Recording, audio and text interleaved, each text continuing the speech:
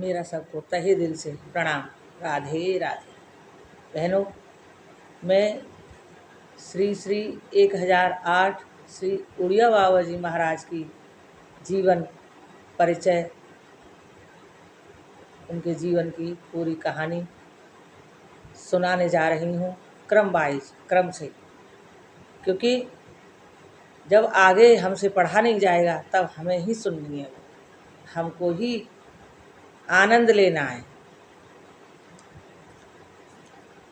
तो आगे कथा शुरू करती हूँ। उससे पहले बोलिए श्री गणेश भगवान की जय। श्री गणेशाय नमः। श्री गुरुभ्यो नमः।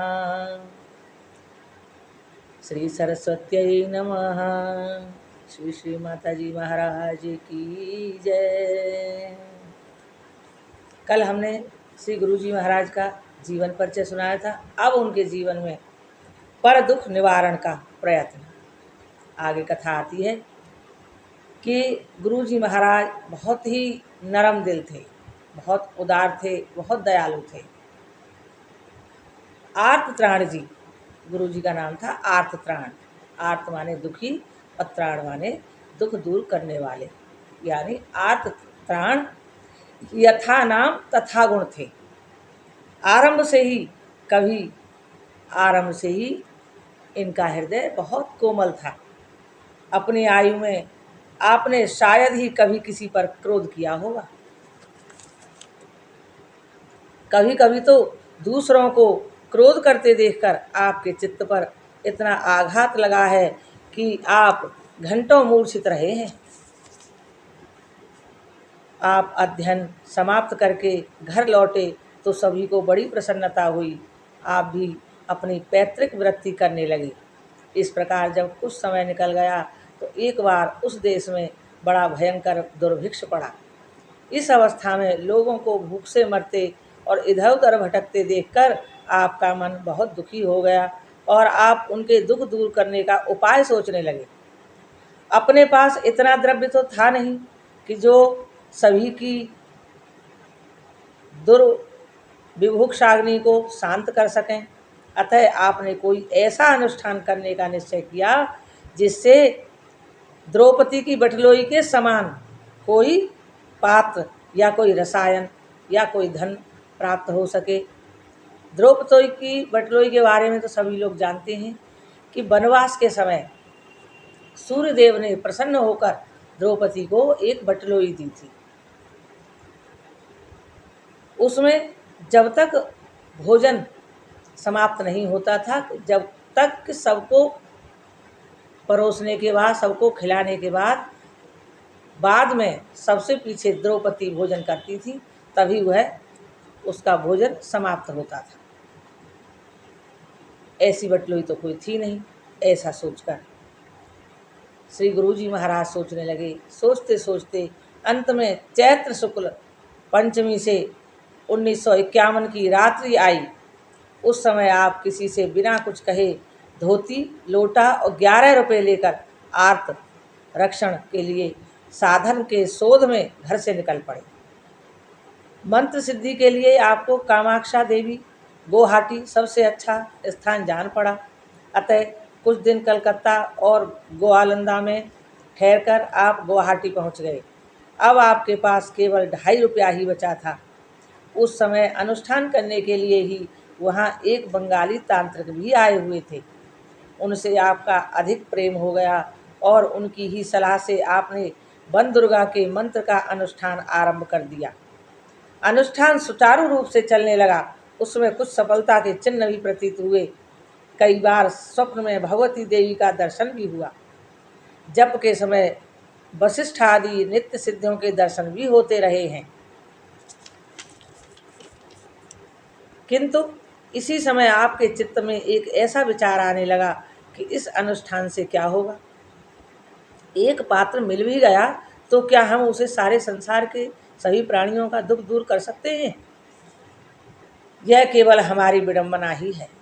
संसार तो ऐसा ही चलता रहेगा, ऐसा ही चलता है। हमारे पास से अन्न लेने के लिए भी भला कितने लोग आ पाएंगे और हम भी क्या सर्वदा जीवित रहेंगे? इसीलिए इस संकल्प को छोड़ना ही अच्छा है। इस तरह श्री गुरु जी महाराज ने यह संकल्प भी छोड़ दिया। इन्हीं दिनों पूर्णगिरि नाम के एक महात्मा से आपने भगवान शंकराचार्य की विवेक चूड़ामणि भी सुनी। उसने आपके विचार को बदलने में और भी सहायता की, अतः आपने वह अनुष्ठान बीच में ही छोड़ दिया। परंतु सिद्धि प्राप्त करने की ओर भी आपका चित्त अभी पूर्णतया उदासीन नहीं हुआ। करूं कि ना करूं, करूं कि ना करूं, ऐसा ही सोचने लगे। अतः गुवाहाटी से काशी जाने का विचार किया और कुछ दिन मयूरभंज में ठहरकर आप काशी पहुँचे। इस प्रांत में आपकी यह प्रथम यात्रा थी। यहाँ न तो कोई आपका परिचित था, न गांठ में कोई पैसा ही था। इधर भी भाषा भी समझते नहीं थे और न अपनी बात ही किसी को समझा सकते थे। किंतु आपको विश्वास था कि यह माता अन्नपूर्णा देवी की पुरी है, वह मुझे भूखा नहीं रखेगी। अतः आप अन्नपूर्णा और विश्वनाथ के दर्शन कर मणिकर्णिका घाट पर एक खाली गुफा में जाकर बैठ गए और यह निश्चय कर लिया कि मैं किसी से कुछ भी नहीं मांगूंगा। आपको उसी गुफा में 3 रात और 3 दिन बीत गए। शौच और लघुशंका के लिए भी आप वहाँ से नहीं उठे, परंतु भोजन आदि के विषय में आपसे किसी ने कुछ नहीं पूछा। आखिर चौथे दिन आप स्नान करने के लिए गुफा से बाहर आए। उसी समय वहाँ एक स्त्री आई, उसने आपको पंचामृत पान कराया। फिर श्री विश्वनाथ जी के दर्शनों के लिए गए तो वहाँ एक ब्राह्मण ने आपको अनार दिया। इस प्रकार 4 दिन के व्रत का पारण करके आप पुनः उसी गुफा में आ गए और वहाँ रात्रि में स्वप्न हुआ कि कोई महात्मा आपसे वैद्यनाथ धाम जाने के लिए कह रहे हैं। अतः एक काशीवासी बंगाली संजन से टिकट कटवाकर आप वैद्यनाथ धाम चले गए। वैद्यनाथ में अनेकों लोग अपनी कामना सिद्धि के लिए केवल पंचामृत पान करते हुए धरना दिया करते हैं, तो आपने भी सरस्वती की सिद्धि के लिए धरना देना आरंभ कर दिया। परंतु 5वें ही दिन आपकी विवेकवती बुद्धि ने आपको धरने से भी विचलित कर दिया। सोचने लगे यदि सरस्वती सिद्धि भी हो गई तो उससे क्या होगा। आखिर कालिदास आदि बड़े बड़े विद्वान भी तो काल के गाल हो गए। इतना बड़ा वैराग्य था कि कुछ करने का संकल्प होता और जब उसे करने लगते तो उसमें भी वैराग्य हो जाता कि इतने बड़े बड़े कवि भी इस संसार को छोड़कर चले गए, मैं कब तक रहूँगा, इसलिए इसको भी करने से कोई फ़ायदा नहीं, इसीलिए इसके लिए तप करना भी व्यर्थ है। यह सोचकर आपने तप करना भी छोड़ दिया और जगन्नाथपुरी में अपने घर लौट आए। तो माता और बहनों, मैं भी यही सोचती हूँ कि अब हमें पता नहीं हम कब तक जीवित हैं। आज का दिन हम जी रहे हैं, बोल रहे हैं, बात कर रहे हैं, बड़े सौभाग्य की बात है। लेकिन कल का दिन अगर हमारे लिए ना आए तो हो सकता है ना आए, पक्का हो सकता है, और आ जाए तो बहुत सौभाग्य की बात है। इसीलिए हमें भी इसी तरह विचलित होना चाहिए कि अगर कुछ करना है तो क्या करना है, जो हमारे साथ जाए। पूरी दुनिया का दुख दूर तो हम कर नहीं सकते, अपना भी नहीं कर सकते। खुद गुरु संत महात्मा होकर बेचैन होते हैं किसी इच्छा से, तो हमारे और आपके लिए तो कोई साधारण सी बात है। हमें तो सिर्फ और सिर्फ भगवान के नाम के लिए ही बेचैन होते रहना चाहिए। निरंतर भगवान का नाम, अभी हम अकेले रहते हैं तो भगवान ने कितना बड़ा अच्छा मौका दिया है। अकेले हैं, न किसी की कोई परवाह, न किसी की चिंता, न किसी के लिए कुछ करना। जब मर्जी उठो, जब मर्जी जो मर्जी खाओ और भगवान का निरंतर भजन करो, कथा सत्संग में जाओ, कथा सुनाओ फेसबुक और यूट्यूब पर, जिसमें मन लगता है अपना आनंद। क्योंकि मैं भी अपने सुनने के लिए ही, अपने बुढ़ापे के लिए ही यह कर रही हूँ। मैं अब भी उम्र है, लेकिन और आगे भगवान चाहे, क्या पता कब तक जी रहे हैं।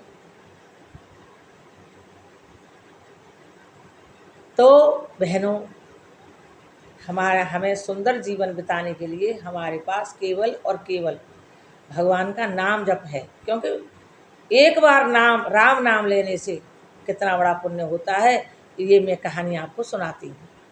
एक बार एक व्यक्ति ने कहा कि भगवान का नाम लेने से क्या होता है। ऐसा सोचते सोचते गुरु के यहाँ रहने लगा। गुरु जी ने कहा राम का नाम ले, वह लेता ही नहीं था, उसकी मृत्यु हो गई। गुरुजी उसको लेकर, उसकी आत्मा को लेकर ब्रह्मा जी के पास गए कि ब्रह्मा जी आप इसको बतलाइए कि भगवान श्री राम का नाम लेने से क्या फल मिलता है।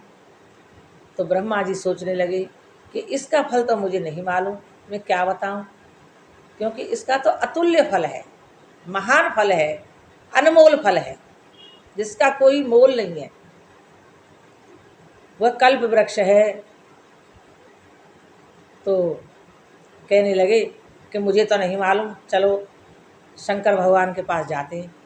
शंकर भगवान के पास पहुँचे। वह व्यक्ति, ब्रह्मा जी दोनों। शंकर भगवान से कहा कि श्री राम का नाम एक बार नाम लेने से क्या फल मिलता है। शंकर भगवान भी यही सोचने लगे, क्योंकि शंकर जी तो श्री राम के प्रिय हैं। शंकर भगवान के हृदय में तो निरंतर राम का नाम चलता रहता है, निरंतर राम नाम के रस में डूबे रहते हैं। श्री शंकर भगवान तो श्री राम को जिह्वा से, कानों से, नेत्रों से, हृदय से निरंतर भजते रहते हैं। श्री शंकर भगवान कहते हैं श्री राम जी से कि बार बार वर मांगो, बार बार वर मांगो, देव मोय श्री रंग, पद सरोज अन पायनी, भक्ति सदा सतसंग, भक्ति सदा सतसंग। शंकर भगवान तो श्री राम जी से कहते हैं मुझे निरंतर भक्ति दीजिए, जो अनमोल है, जो मेरे साथ जाएगी, जो मुझे आनंद देगी, जो मुझे सब दुखों से दूर करेगी, मुझे भक्ति दीजिए। श्री राम जी ने भक्ति दी और शंकर भगवान उनकी प्रार्थना करके, स्तुति करके चले गए। शंकर भगवान तो श्री राम का नाम सुनते ही गदगद हो गए, आंखों से अश्रुधारा बहने लगी। वो इतने प्रेम में डूब गए और वो गाने लगे, हरे राम राम राम हरे हरे, हरे कृष्ण कृष्ण कृष्ण हरे हरे, हरे राम राम राम हरे हरे, हरे कृष्ण कृष्ण कृष्ण हरे हरे। मेरा आपकी कृपा से सब काम हो रहा है, करते हो तुम कन्हैया, मेरा नाम हो रहा है। मेरा आपकी कृपा से सब काम हो रहा है, करते हो तुम कन्हैया, मेरा नाम हो रहा है। हरे राम राम राम हरे हरे, हरे कृष्ण कृष्ण कृष्ण हरे हरे, कृष्ण कृष्ण हरे हरे। हे हरि हे हरि, हे गुरुदेव, हे गुरुदेव मुझे भी भक्ति दीजिए, आनंद दीजिए, भक्ति सदा सत्संग। प्रभु मैं किसी और के लिए नहीं सुना रही हूँ, मैं अपनी शांति के लिए, अपने मन की शांति के लिए सुना रही हूँ। प्रभु ऐसे शंकर भगवान कहने लगे, मुझे नहीं मालूम, एक बार राम कहने से क्या फल मिलता है। चलो विष्णु भगवान से पूछते हैं, चलो राम जी से ही पूछते हैं, राम जी ही विष्णु भगवान है। तो शंकर भगवान, ब्रह्मा जी और वह व्यक्ति चले गए। वह व्यक्ति बहुत ही सौभाग्यशाली होगा जिसको ब्रह्मा जी और शंकर भगवान साक्षात दर्शन दे रहे हैं और साथ लेके घूम रहे हैं और उनसे कह रहे हैं कि चलो फल के बारे में बताते हैं। और पिछले बहुत अच्छे प्रारब्ध होंगे और गुरु जी के पास रहते हैं, संतों के पास रहते हैं वह व्यक्ति, तो संतों के सानिध्य में तो असंभव भी संभव हो जाता है। संतों के दर्शन मात्र से, उनके सत्संग सुनने से ही तो वो पूछ रहे हैं कि एक बार राम कहने का क्या फल होता है। और गुरु जी उसमें समर्थ हैं, वह दिखा रहे हैं कि चलो इसे दिखाना ही चाहिए कि इसके एक बार राम कहने से क्या फल मिलता है। पहुँचे श्री विष्णु भगवान के पास, यानी श्री राम जी के पास पहुँचे। राम जी से कहा, प्रभु ये कह रहे हैं एक बार राम कहने का क्या फल मिलता है। तो उन्होंने, वह व्यक्ति, श्री राम जी ने वह व्यक्ति अपनी गोदी में बिठा लिया। वह पूछने लगा कि एक बार राम कहने से क्या फल मिलता है। तो कहने लगे, पगले अभी भी पूछ रहा है, भगवान की गोदी में बैठा है, शंकर भगवान तेरे सामने खड़े हैं, विष्णु भगवान, ब्रह्मा जी तुम्हारे सामने खड़े हैं, सबके साक्षात दर्शन हो रहे हैं, आनंद की सीमा पार हो रही है, तू भगवान की गोदी में बैठा है।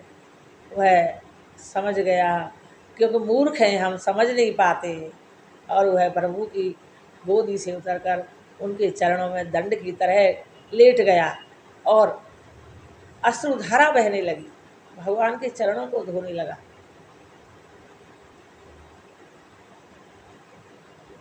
कह रहा है कि सजा दो घर को गुलशन सा, सजा दो घर को गुलशन सा, मेरे सरकार आए हैं, लगे कुटिया भी दुल्हन सी, लगे कुटिया भी दुल्हन सी, मेरे घर राम आए हैं, सजा दो घर को गुलशन सा, सजा दो घर को गुलशन सा, मेरे घर राम आए हैं, हरे रामा हरे रामा, राम रामा हरे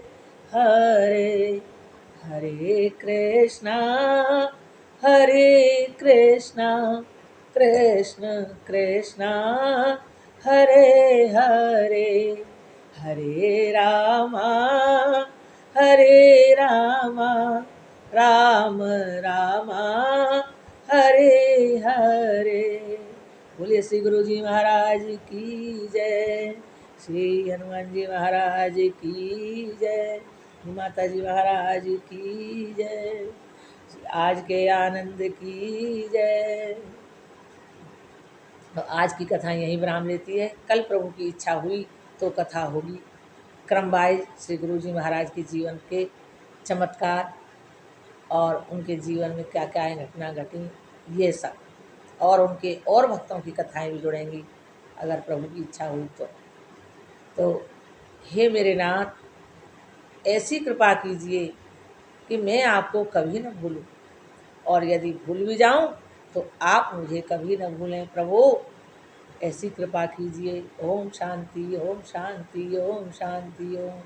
क्योंकि कल कथा हुई नहीं थी, क्योंकि कल हमारी तबीयत खराब हो गई थी, इसीलिए हमको डर लगा रहता है कि जरा जरा सी बात पे ऐसी तबीयत बिगड़ जाती है कि लगता है कि कभी कुछ भी नहीं है, मरने में कोई देर नहीं लगेगी, अब कुछ बचा ही नहीं है, जीवित हैं तो थोड़ा जीवन बचा है, नहीं तो सब पूरा हो गया, जो बचा है उसे निकलने में क्या ही देर लगेगी। इसलिए भगवान अभी स्वस्थ रखिए और जीवित रखिए, जिससे ये कथा निरंतर तैल धारावत चलती रहे, और हम अपने आगे जब हमारे हाथ पर नहीं चलेंगे, आंखें काम नहीं करेंगी, तब के लिए बचा कर रखें। बहुत इच्छा है गुरु जी आपकी कि सारी गुरु जी का परिचय, माता जी महाराज का परिचय पूरा, और संतों की महात्माओं की कहानियाँ कथाएँ इसमें भरी जाएं, जिससे हमारे ऐसे वक्त पर जब हम कुछ कर न सकें तब के वक्त के लिए इस कथामृत को भर भर के रखें और फिर उसमें स्नान करें, डुबकी लगाएं आनंद से। बोले श्री गुरु जी महाराज की जय। और मेरा सबको राधे राधे, सबको मेरा प्रणाम।